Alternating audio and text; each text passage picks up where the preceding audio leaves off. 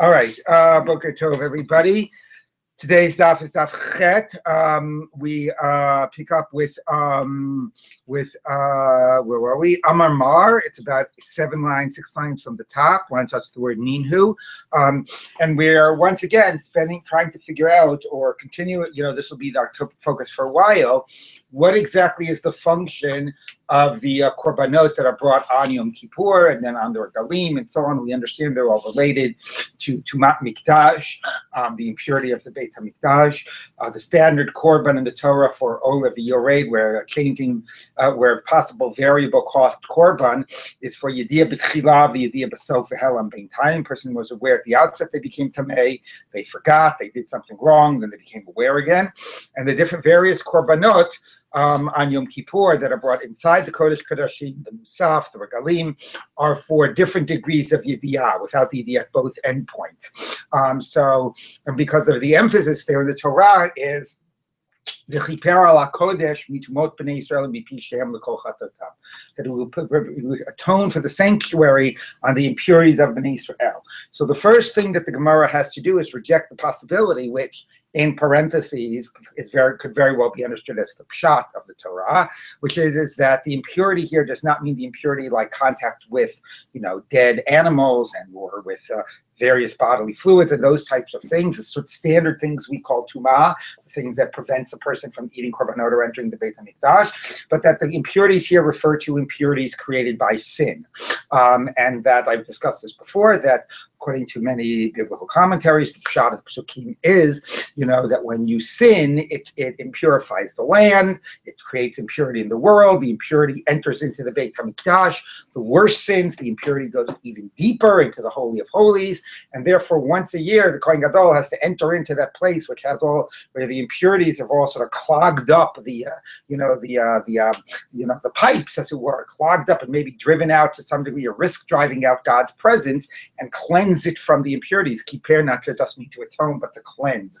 So the relationship of, we speak about my personal guilt, my personal need for atonement. I've sinned, I'm deserving of punishment. This is much more metaphysical, and that's probably a lot of the pshat of what the Avod of Yom Kippurim is about, is that, you cleanse the Mikdash from the sins generated from Bnei Israel, which allows God, Hashocheni tam betoch tumotam. Just think about that pasuk.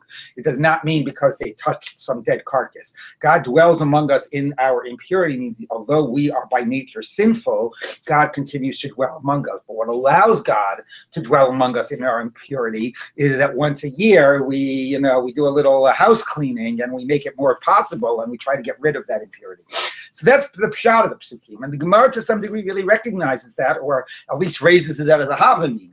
Maybe tumot means tumot by avodah zarah, gilui aroya, v'shvichut damim, right? The biggest sins, which the Torah uses the word tum'ah in relationship to them, and maybe that's what it's doing. But the Gemara sort of for technical reasons rejects all of those possibilities. Ultimately,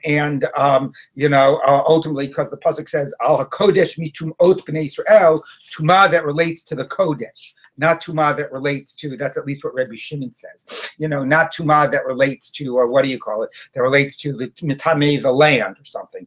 The much more sort of narrowly defined tumah.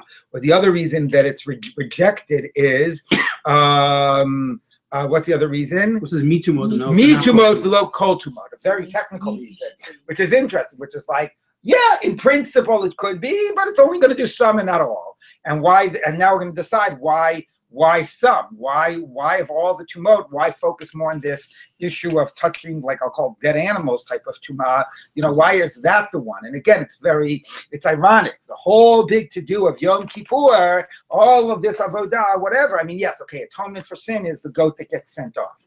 But, but when we focus on the avodah as the central experience, you think about how we got a musaf of Yom Kippur, it's all for this technical thing of somebody touched a dead animal and accidentally entered into the Beit HaMikdash. We don't want someone to get off so easy, right? If you did avodah, shvichut damim, fine. Okay, so Beit HaKorban and you're all good. All right, no, not you're all good. Again, there's a difference between the person's guilt and the person's deserving of punishment, and how sin generates impurity in the world and impurity in the Mikdash, and makes it less possible for God, or challenges the idea that God can continue to dwell among us. There's a very different focus here. Anyway, but let's take a look. So now we have to figure out, okay, fine, some of the tumot and not all. Why are you picking these? Why are you picking what I'll call the more technical tumah? Amamar. So now picking up from that about 7 lines down on Chedem Aleph. Amamar.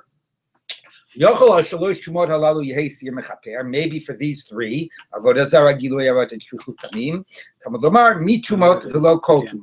from the tumot, what we're recording what we had yesterday, and not all the tumot. Now, why? So, which ones do you pick? Why do you pick the ones of touching, dead animals, for example?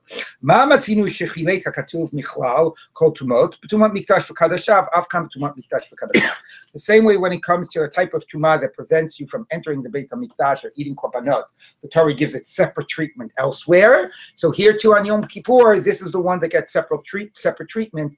This is the one that the what do you call it? That the atones for. That the korban of this year, that's the korbanot that are brought inside the Holy of Holies or the musaf. These are the ones that it atones for. Are the ones that get separate treatment elsewhere.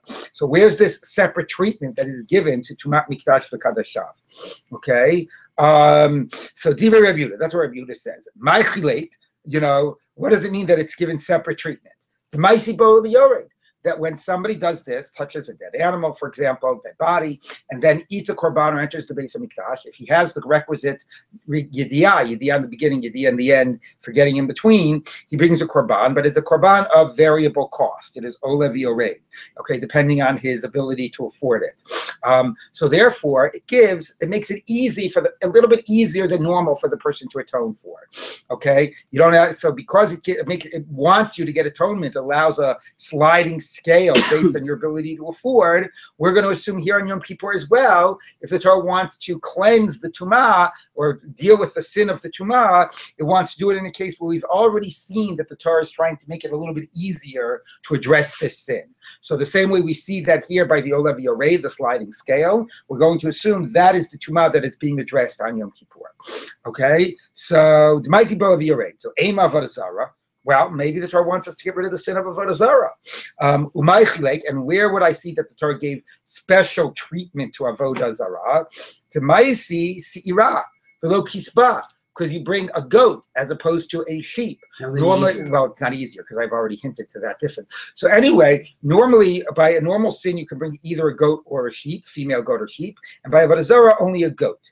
So Amar Rav Kahana, Anan chilek lahakel kamrinan, v'hai chilek lahachmir. It's not just separate treatment. I already sort of read in the later Gemara. It's not just that it treats separately. It treats separately in a lenient way.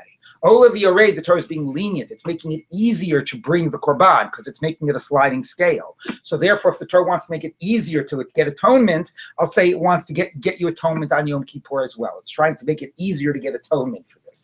Whereas by Avodah Zarah, it's making it harder to get atonement. It's not so hard to bring a goat, whatever, but it limits your options. I'd rather be able to bring a goat or a sheep rather than just have to bring a goat.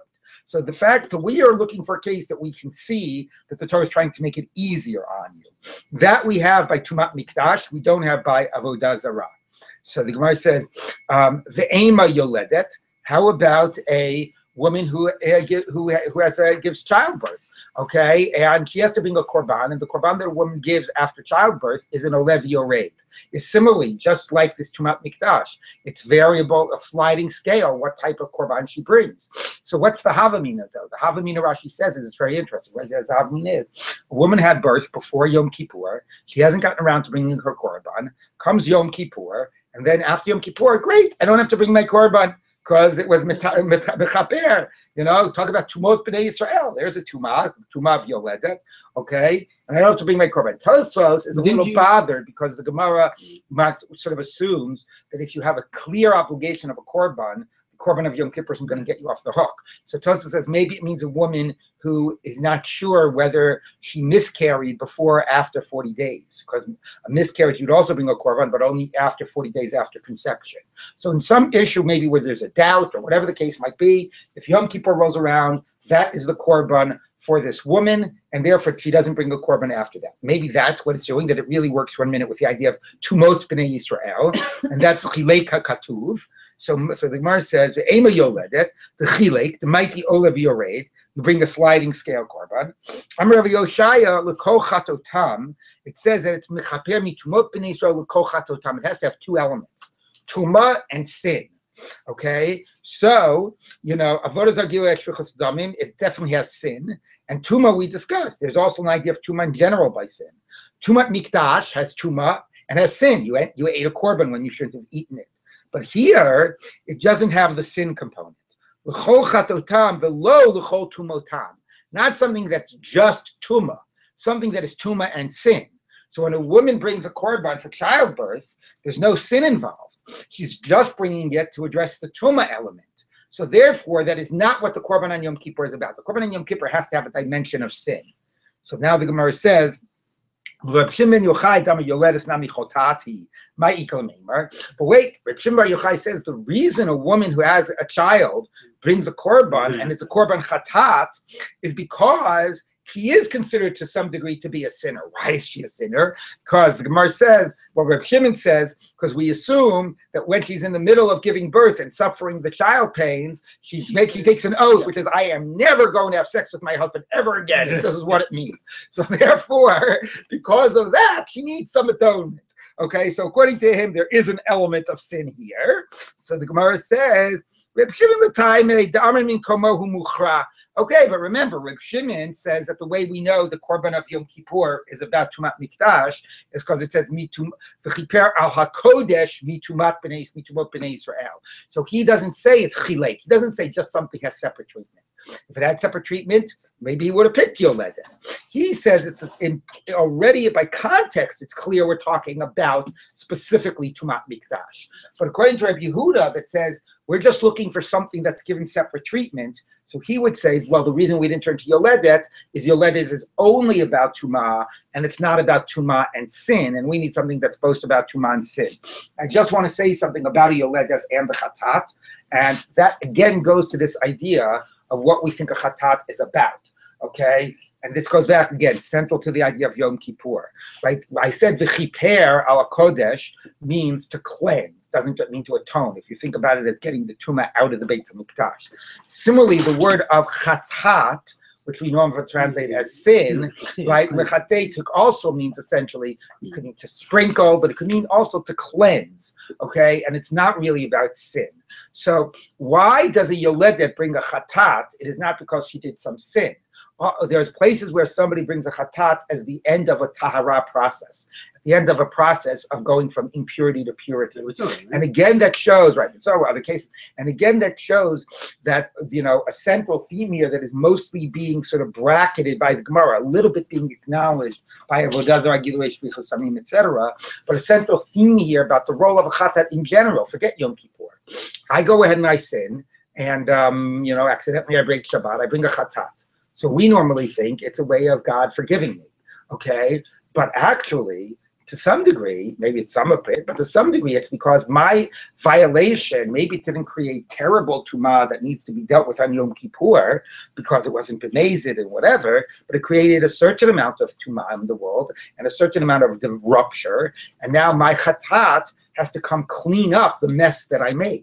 Okay, it's not as much about me, right? It's so very funny when we think about sin, right? We very much think about like my sin. What do I need to do to get this punishment and burden and stain off of me? Okay, but what would be if we thought about it differently? I sinned, and therefore, first of all, if it's bein adam l'chavera, what do I have to do? If we started not by focusing, normally you say, I have to make up with you if I want to be forgiven. What if we took the I want to be forgiven out of the equation altogether? I hurt you. My obligation is to fix the hurt that I did to you. I went ahead and I did a sin in the world. I broke Shabbat. I have to fix that violation that I did in the world. So the way I fix that violation, if it's religious and not interpersonal, right, is I bring a chatat. If it was b'shogeg, right? So that sort of allows that to be fixed. So that's a really important shift in thinking in general in the Torah. What is sin about? The sin about focus about me and my guilt and my punishment, or does it focus on the rupture and what I've done wrong in the world, and how what therefore is a korban about?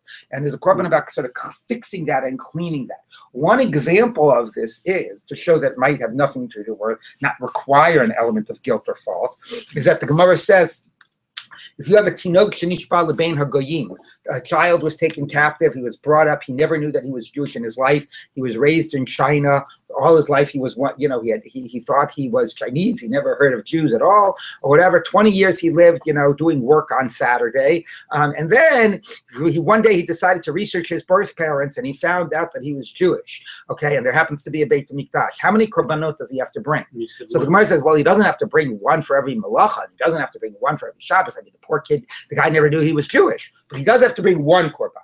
Why does he have to bring one korban? He's completely blameless.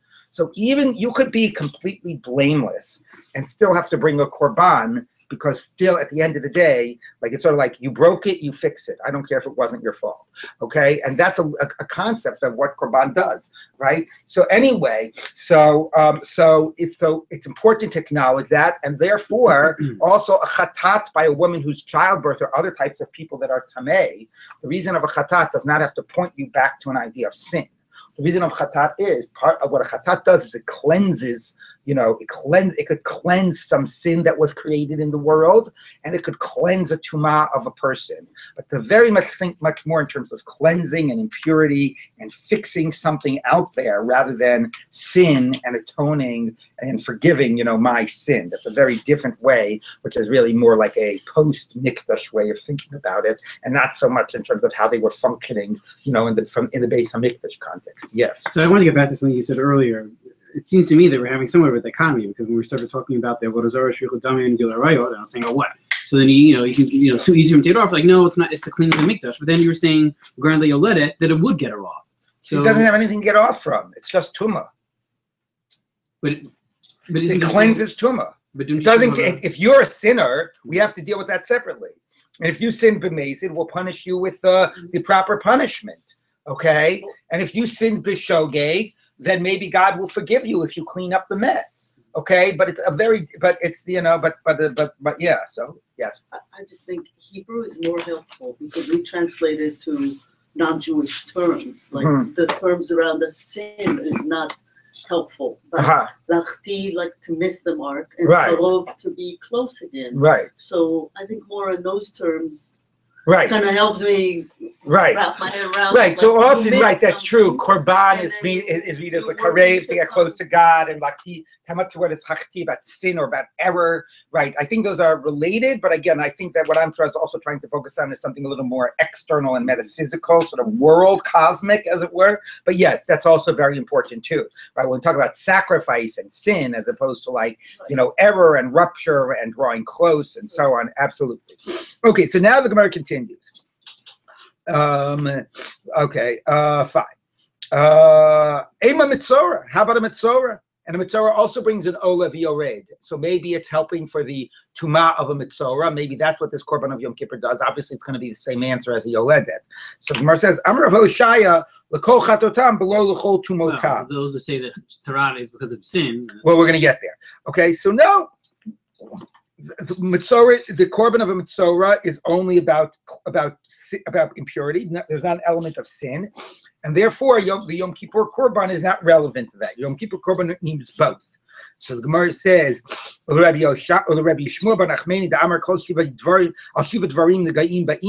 that leprosy comes for 7 types of sin. We all know the Lashon Hara. You can go take a look at the list to find out what else. Anyway, there's an element of sin here as well. So why don't we say the Yom Kippur Korban cleanses the Mitzorah, who is the Mitzorah who is the part of the Korban for the cleansing of the Mitzorah, which also has an element of sin. Let's say that's what the Yom Kippur Korban is about. So the Gemara says, Hasam nag'ei da'ach pirlei. Michael, so there, no, you got it wrong. Yes, there's a sin, but the atonement for the sin came through the tzara'at. The tzarat, the suffering of the tzarat, that was his atonement. When it's time to bring the korban, that just is functioning at dealing with the tumah level. The korban is not dealing with the sin level. For korban, the korban is now to allow him to come back to the tzibur. Shurei kahal is probably the wrong phrase. That's more relevant for something else like a ger. If you look at the side, the better ger is lishtaruye b'kodshim.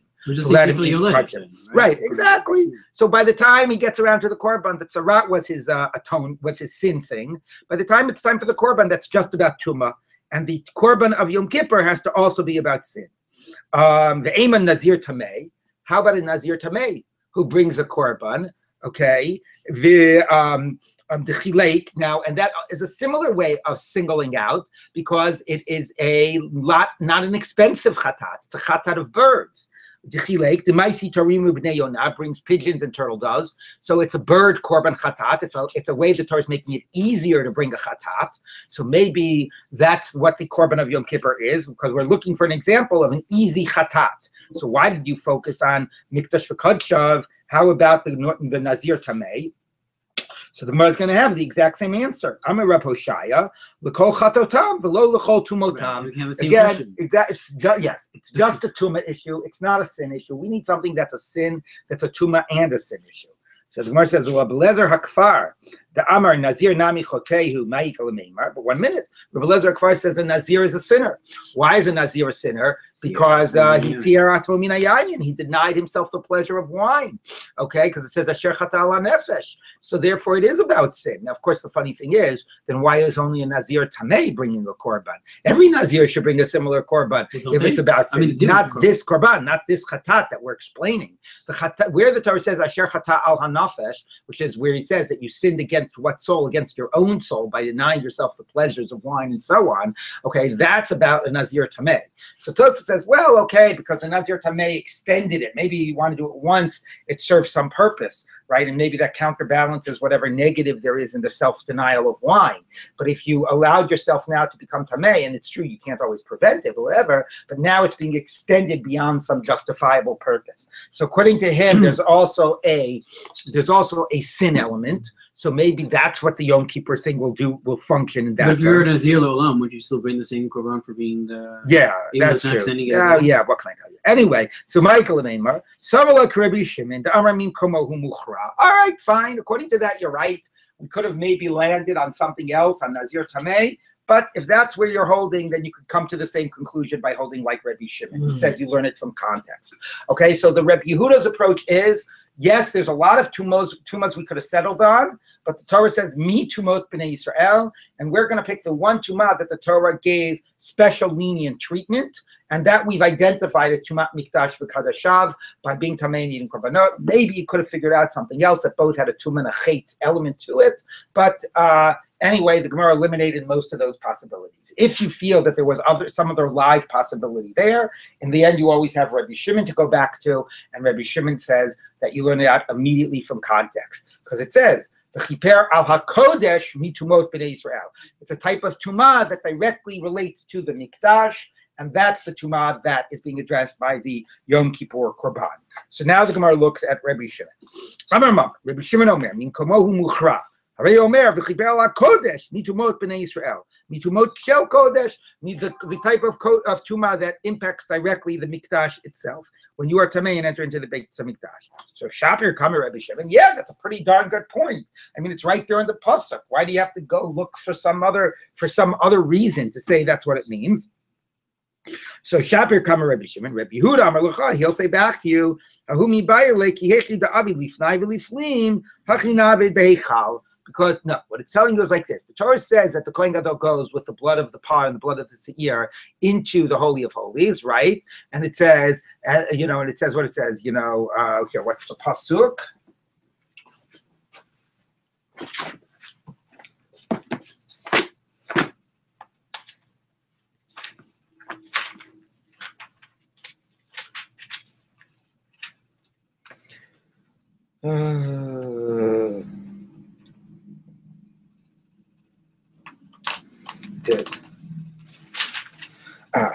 It says like this.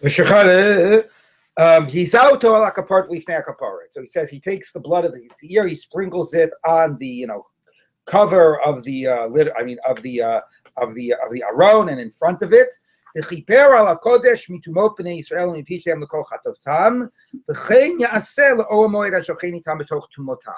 Just like he did here for the Holy of Holies. Okay, here he is. He's like sprinkling here, whatever. Here's the aron or whatever. He's sprinkling the blood here. Okay, 1 and 7, etc. And then it says v'chiper al hakodesh. So this is Kodesh Kadashim, and this is Kodesh. So he comes out here after he does the stuff in there, and he does a similar sprinkling on the Parochet, and that cleanses the Kodesh. This cleanses the Kodesh Kadashim, this cleanses the Kodesh. So that's the Chiper al HaKodesh, he says, is not coming to tell you, mitumot. So Rabbi Shimon would say, Rabbi Shimon say, tumot Kodesh is telling you it's about somebody tameh who enters the Beit HaMikdash. I say it has to tell me this. This is not the sin it's atoning for. This is the act of atonement. He is being atoning the same way he atoned on the Kodesh Kadashim. He's doing an act of sprinkling on the Kodesh. Yes, but the Tumah could mean, I don't know, Giler Eres and Shvichus Damim. It's not Tumah of the Kodesh. It's Kiper al HaKodesh. He does the sprinkling on the parochet of the Kodesh. The tumot, maybe for all we know, is Avodah Zarah and Gilead and Shevuot. It's not tuma of the Kodesh, it's a sprinkling on the Kodesh. That's what it's telling me. And that's why I couldn't just learn it out from those words itself. So, they eliminate Gilead from whatever, I mean, that's why he needed another basis. That's why he needed to say mi tumot for lo kol tumot. Okay, he could not learn it out min komo. He couldn't learn it out from the words kodesh tumot, because he says no. The chipel kodesh is not telling you a tumah that affects the kodesh. He learns it. I'm going to learn that from the mem. But the word kodesh here is just saying that the act of atonement is done on the kodesh. So the Gemara says, that's what the word kodesh is telling you. It's not telling you that it's a tumah of the kodesh. So Reb Shimon, no. That's explicit because the pasuk goes on to say, the end of the pasuk says, do the same thing on the Olam Moed. So, right? So therefore, okay, so it says, right? That.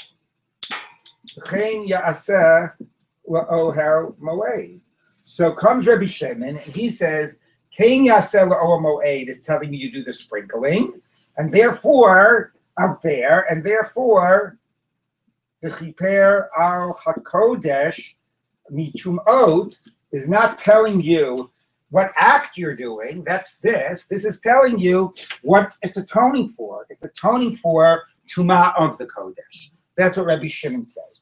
This is telling you you do the act of sprinkling, and this is telling you it's atoning for the Tumah of the Kodesh. And I don't need to go say Chilek HaKatuv. It's right there in the pasuk. Okay? So the Gemara says, Rabbi Yehuda would say, no. Imeahi have amina naisi parveserach rini v'naved. Kamash Malan. No, he says, if I just had the Chen Yaseh, I would have thought what it means is you bring a goat and a cow and you do this blood inside. And now you have to do the same thing outside, not with the same blood, but go slaughter another goat and another cow. Chen Yaseh sounds like do the whole thing over again. Okay? If all I had was Chen Yaseh, I would have thought I had to slaughter a whole new cow and a whole new goat. So it's the combination of the two. This says do a similar thing, but by repeating the Chiper HaKodesh as a continuation of what you did back here, that's telling me don't bring another goat and a cow. Just use the same blood and do it out here. So for Rabbi Yehuda, this entire thing is needed to tell me do this. Okay? And therefore, he has to learn out what type of sin we're talking about from the mitumot and the chilek hakatuv. Okay, I couldn't. So that's Rabbi Yehuda. Whereas Rabbi Shimon would say, this part of the pasuk tells me you do the act, and this part of the pasuk tells me the sin is a sin of tumat kodesh. All right. So now the Gemara says like this: Amar Mach. Fine. So that's where Rabbi Shimon learns it out from, and why Rabbi Yehuda thought he couldn't just learn it out from context. He needed the whole pasuk to tell me to do the act, again with the same blood. Amar Mach. Yochol yakol chatos shebekodesh yisir ze mechaper. Talmud lomar mipi shehem likol chatotam. Okay, so now we've got it. Whether you're Rabbi Yehuda or whether you're Rabbi Shimon, you say that this works on Tumat Kodesh. But now we have to figure out which sins of Tumat Kodesh. So remember, we have the following sins. I don't know what happened to my other markers. Anyway, we have the following sins. We have Yediyah, B'tchila, and B'sof. And that is Oleh V'yored, right?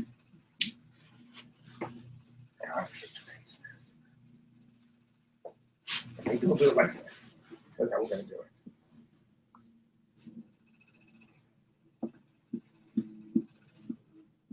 Tchila, Sof. It's going to work. Yeah, but the first one has the middle category, like V'zeh Ha'alim Ba'emtza. No, I know this. I know this Ha'alim Ba'emtza. I'm trying to figure out. No, the three others fit in the chart, and the first one is hard to draw. Yeah, but hold on. If it's Yediyah, let's see if I get this right. If it's Yediyah, B'tchila, and B'sof, okay, here. Yeah, this is how we'll do it. Right. Oleh V'yored. Okay. B'tchila B'sof is an Oleh V'yored. So then we have four other possibilities. Only right? if there's an Ha'alim, right? If it's Yeah, there's a Ha'alim. That's I'm taking for granted as a Ha'alim. Okay. So there's neither Yediyah B'tchila or B'sof. Right, there's a total of four possibilities, right? Okay. Yediyah, right.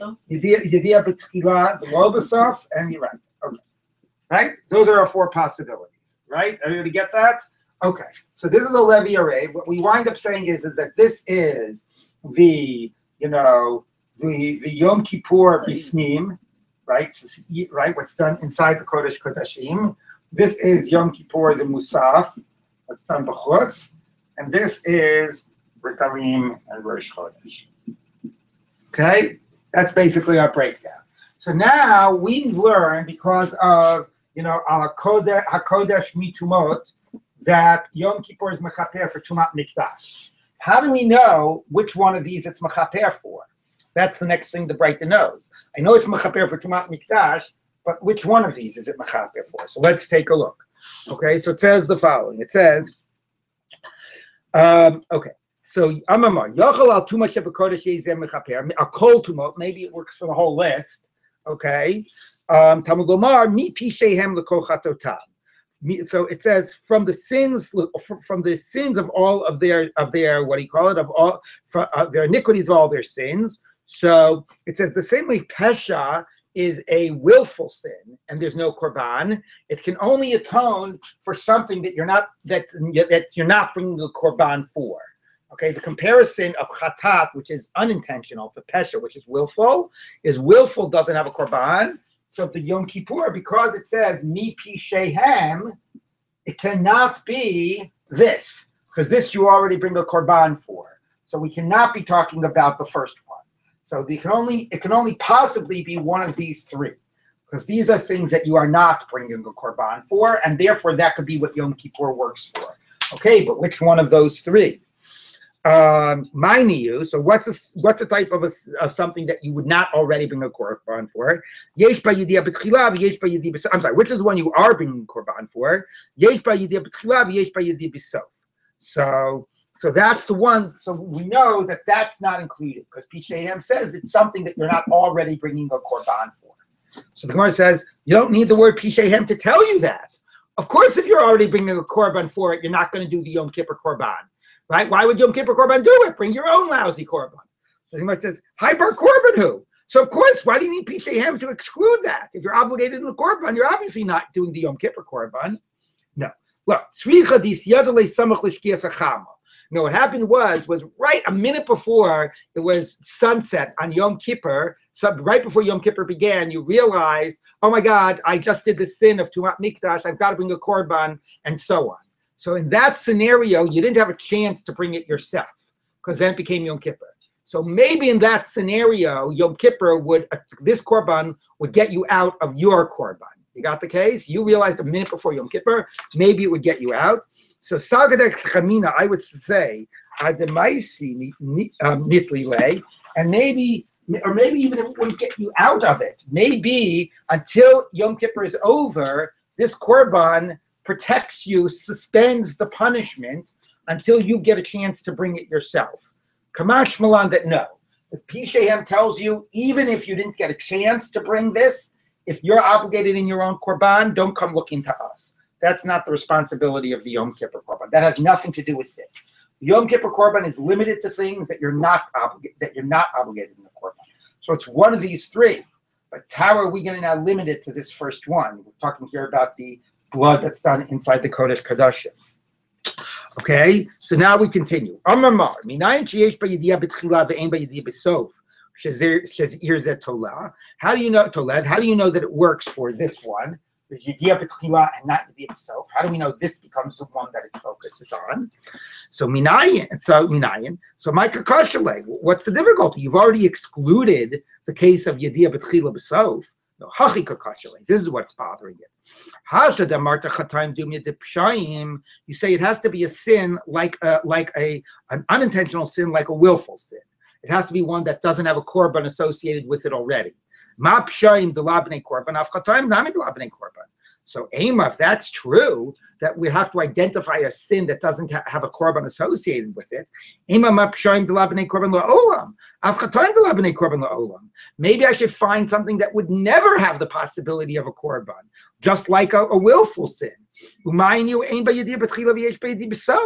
Meaning, why pick this row? Why not go to this case? If there's no Yediyah, this case, where there's Yediyah b'tchila not b'sof, there's a possibility of a korban once you become aware, right?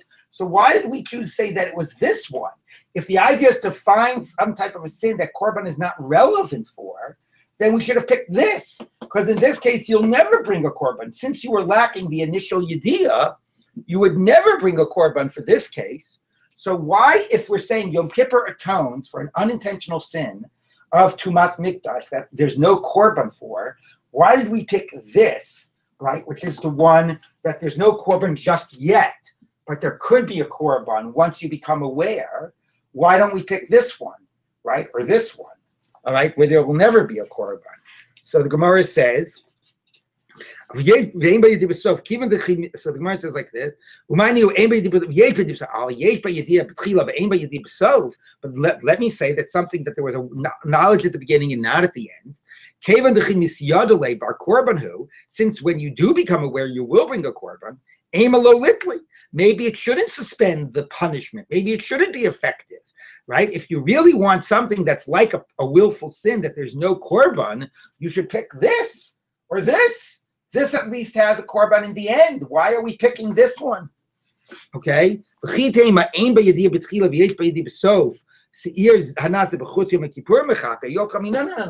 I know it can't be this. You know how I know it? How it can't be this? This one, because this one already you've got the musaf for. But that's not an answer. Because I'm figuring out this chart right now. Right? Don't say, oh, the reason we didn't have the inner korban of Yom Kippur work on, say that it applied here, was this is already assigned the musaf of Yom Kippur. That's not an answer. We're trying to figure it out. Why don't we switch it? Why don't we say this one gets the inner korban and this one gets the musaf korban? Okay? So the Gemara says,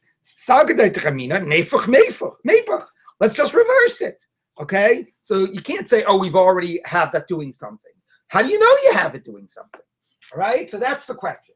Yes, it can't be this. It has to be something that there's no korban. All of these three have no korban. Why not pick one of these two scenarios, which there will never be a korban? What made you pick this scenario where there'll be a korban at the end? So Amar Kra, the verse says, L'kol chatotam, michlal de bnei chatot ninhu.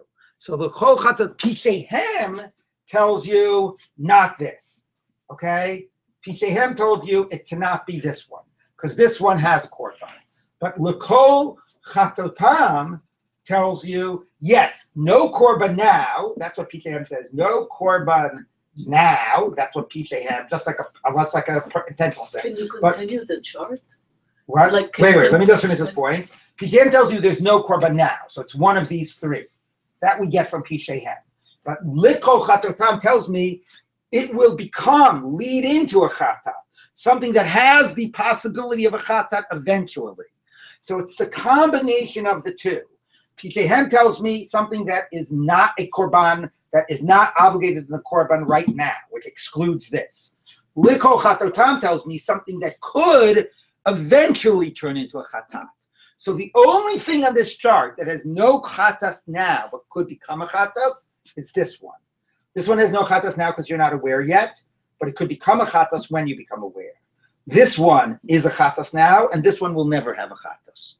Okay? So the likol chatosam tells me this will be atoned for something that there is no korban that you're obligated in right now, the individual, because he's not aware, but that he could become obligated in when he becomes aware. And that's how we learn out that it applies to this scenario. Yes? No, just if we continue the chart, Yeah. next to Tchila Sof, you put Mipishehem, one column, and then Lechol Chatotam, and then we can mark which one applies. I to. see what you're saying. All right, you want to do it like that? That's interesting. I really need another color. Okay, but Mipishehem and Lechol Chatotam. So Mipishehem, I hear your point. Mipishehem and Lechol. What you're saying is that Pishehem, which means that no korban, right? So this isn't Pishehem. So all these three are possibilities. So the Gemara was considering all those three possibilities. But L'kol Chatata means eventually a chatat, which is not this and not this, and the only thing you're left with is that. Okay, yeah. Okay, very good. All right. So anyway, this is the one we focus in on. No korban now. There will be a korban eventually. Okay. V'nichaper kapara gemura. So why don't we say that if it's applying to this case, why don't we say that it is after? Sorry, I just need to say it. Now that we got that. Okay, too many checks and X's anyway. Now that it's applying to this case, why don't we say it's only toleh? It only suspends, meaning it somehow atones until you become aware. But when you become aware, you do have to bring a chatat. The whole likol chatatam says you will bring a chatat if eventually, you could eventually bring a chatat. Why don't we say that after Yom Kippur, you're totally off the hook? Yom Kippur not just suspended, but atoned. And even if you become aware after, maybe you don't have to bring a korban. So the Gemara says, where was it? V'nechaper kapara gemura, let it totally atone, so you wouldn't have to bring a korban even if you became aware. Iksiv mechatatam, it atones from the sin. That means that it cleanses the sin. Kidakam Marta, you'd be right, and then you wouldn't have to bring a korban if you became aware after Yom Kippur. Hasha dichsiv lechol chatatam, for the chat. Again, it means something that eventually the chatas is still, it doesn't cleanse you from the sin, it doesn't remove the sin. It atones for the purpose of the sin, but it means also means the lid, like towards a chatas, that eventually a chatas is still in the offing, remains in the offing. And if you become aware, you will have to bring a chatas. Now the Gemara says, if it's not going to atone, who needs it to do anything? What's it doing? I'll still have to bring a chatas if I become aware. It's not cleansing. What's it doing for me? What does tola mean? Suspend. What are you suspending? So the Gemara says, I'm a Rabbi Zera, lo mate below avon. No, here's what it does. Let's say you die without ever realizing that you sinned. So let's say you never wind up bringing that sin offering. This thing will atone for you. This atones for you as long as you do not become aware that you have sinned, and then you require a new atonement. But if you remain oblivious your whole life, then this thing atones. That's a reasonable thing to say. So the Gemara says, "Meis below av." So Amalei Rava. So Rava says, "Imeis misam imarekes." No, if you die, yes, you'll be atoned for. But why would we assume you need this to do it? Your death will cleanse you from the sin. So what do we? If this isn't really going to get me out of bringing my chatas, and if I died and I was oblivious, my death would atone. What is this doing for me? So Elam Rava lahagena love mina yisurim. What it means is that yes, your death will atone for you, but if you never did anything to address this sin, you might have to suffer in life for this sin that you're unaware of. And this korban is protecting you from that suffering that you would have to deal with. So this is a very heavy idea, right? If you think about it, here's this guy. he did a sin. He was unintentional. He was shogeg. He's not even aware that he sinned yet. He's going around oblivious. It doesn't mean he was blameless. He could have been more careful. And that's what shogeg is, that you weren't as careful as you could be. But he did this one sin. He's going around oblivious. And somehow he might suffer in life through divinely ordained suffering and punishment for the sin that he did and being oblivious to and that he did b'shogeg. Right? That's like, whoa. Okay. So like you're wondering why you're having it so bad. Like, this is like, oh, well, it's because it's one sin you did and you were totally oblivious about it and you did it b'shogeg. It's like, that is a very heavy theology. Okay. But now we find, but that's why you're bringing a korban on Yom Kippur, to protect you from those types of suffering. Of course, that would be nice if I would say the korban would do that for all sins. All sins I do before I'm aware of, this should protect me from. But now it's all just for the one sin. What about all the other sins I do in life that I'm not aware of, that I haven't had a chance yet to do? What's he going to do after the temple's no longer exists? I know. He doesn't even know that. Exactly. I mean, that's why, in the vidui we say, al hoda, al lo hoda, the things that we're aware of, the things, there are things we're not aware of. So we can do a generic tshuva for them, right? But it says, hanistara is actually interesting. Right, because actually at the end of the vidui on Yom Kippur, we say, right, Anistarot Lashem Elokeinu, right, Elokeinu, whatever, Now, normally, God knows the hidden things. For us, is the revealed things. So normally, the pshat of that pasuk means I'm not accountable for your sin. It's hidden from me. I'm only accountable. The community is only accountable for what it sees publicly. Okay, that's what niglos versus nisros means. But in the context of the vidui and Yom Kippur, what this means is that I actually cannot be accountable for things for myself, for things that I'm not aware of.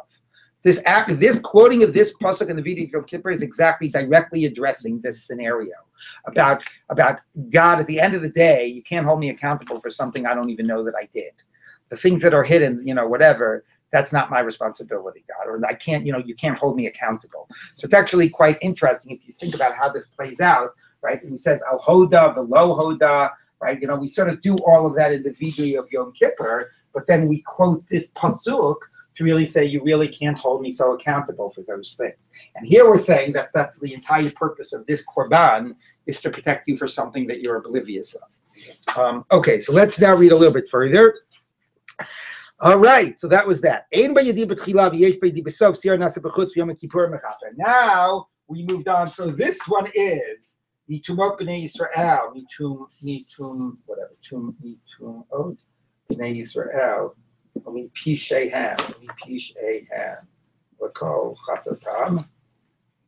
Okay, and now that's this one. Now, how do we know the musaf is mechaper for the flip case? So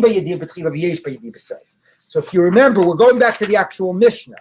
The first Mishnah says the way we know that is because it says milvad chatat hakipurim. Milvad chatat HaKippurim. That's what it says about the Musaf. And it says, Al ma shezeh mechaper, Al ma shezeh mechaper, zeh mechaper. The link, okay, of the two said, this functions like this. Okay? Now, it's not exactly, because this is on this case and this is on this case, but it means it's Tumat Mikdash and Yesh B'Yediyah. It's just the flip. But the comparison is telling you, this is Tumat Mikdash and Yesh B'Yediyah. This is Tumat Mikdash and Yesh B'Yediyah. Okay, but the Yediyah occurs in a different place. That's what the Mishnah says. And that's how you know that this atones for when you're aware at the beginning, when you're not aware at the beginning and you are aware at the end. So let's continue in the Gemara. Michti. Iskushe iskish ladadi. If they're really linked to one another, why don't we say, if they're really linked, then this one works for both cases, the one we said, and what the outer korban works for. Maybe it works for both of the scenarios, since they're linked to one another.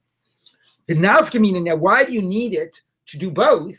Okay, I mean, why isn't it enough that one does, one per sin?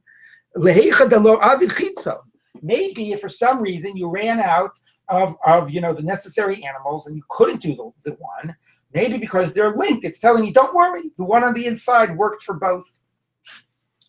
So Amar Krana, the verse says achat. It says the pasuk says v'chiper Aaron al konotav achat bashana.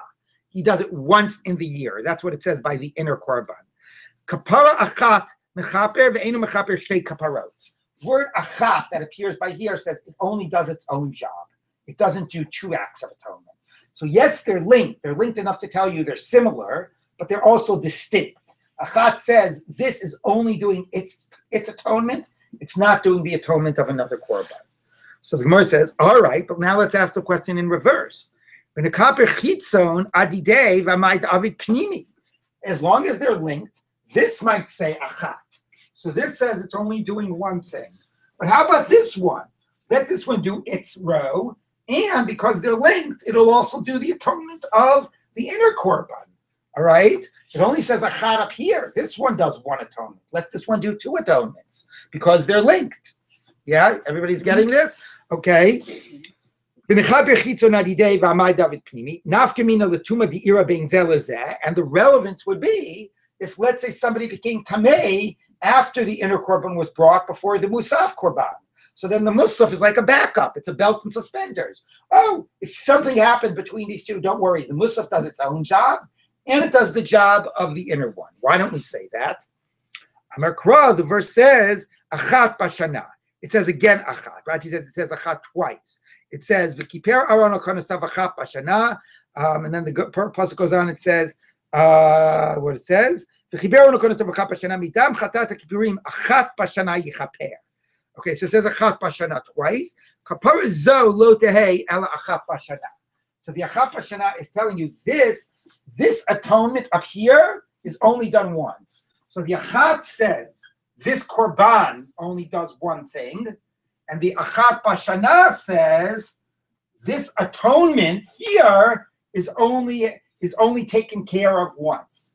So this only does one thing; it does not do the work down here.